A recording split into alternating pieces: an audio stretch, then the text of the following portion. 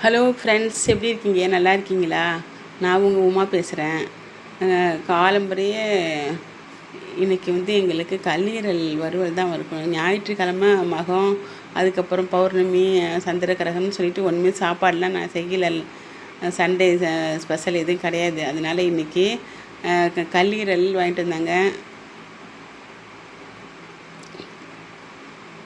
Mutton கல்லீரல், கோழி கல்லீரல், மட்டன் அப்படின்னு சொல்லிட்டு வாங்கிட்டு வந்தாங்க. அதான் செஞ்சிட்ருக்கேன். அது எப்படி செய்யணுன்னா, உங்களுக்கு எண்ணெய் சட்டியில் எண்ணெய் விட்டு, வானலில் எண்ணெய் விட்டுக்குங்க. எண்ணெய் விட்டு சோம்பு போட்டு தாளிச்சிக்கணும். தாளிச்சிக்கிட்டு அப்புறம் வெங்காயம், பச்சை மிளகாய், கருவேப்பிலை போட்டு வதக்கிக்கணும். நல்லா வதக்கிக்கிட்டு இஞ்சி பூண்டு விழுது போட்டுக்கோங்க. வெங்காயம் வதங்கினது இஞ்சி பூண்டு விழுது போட்டுட்டு அப்புறம் அந்த கல்லீரலை சின்ன சின்ன துண்டாக நறுக்கி வச்சு நல்லா கழுவி வச்சுருக்கோம்ல, அதை தூக்கி போடணும். அதை போட்டு நல்லா வதக்கணும்.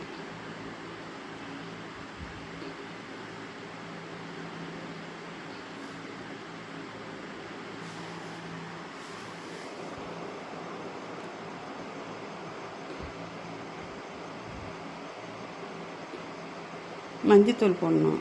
கல்லீரலை போட்டு அது கொஞ்சம் மஞ்சத்தூள் போட்டு உப்பு போட்டு நல்லா வதக்கணும். நல்லா கிளறி விட்டுக்கிட்டே இருந்தோம்னா தான் வதங்கும்.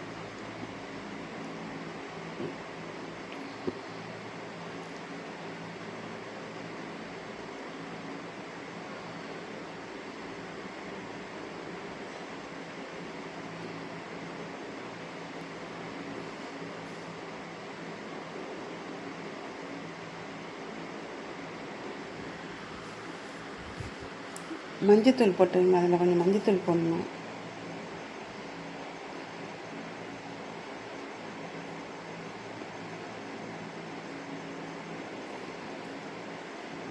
மஞ்சத்தூள் போட்டு நல்லா வதக்கிக்கிட்டு நல்லா கிளறி விடுங்க. கிளறி விட்டதும்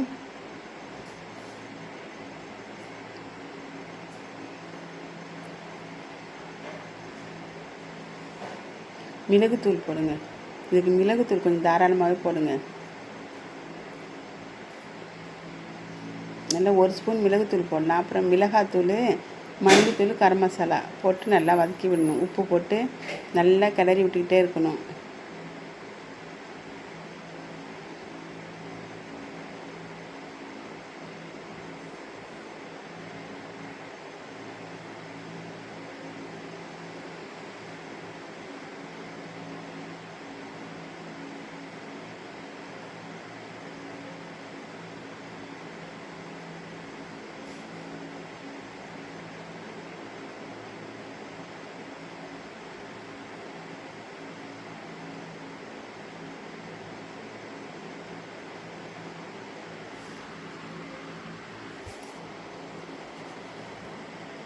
ஒரு டம்ளர் தண்ணீர் விட்டு மூடி வச்சு நல்லா வேக வைக்கணும்.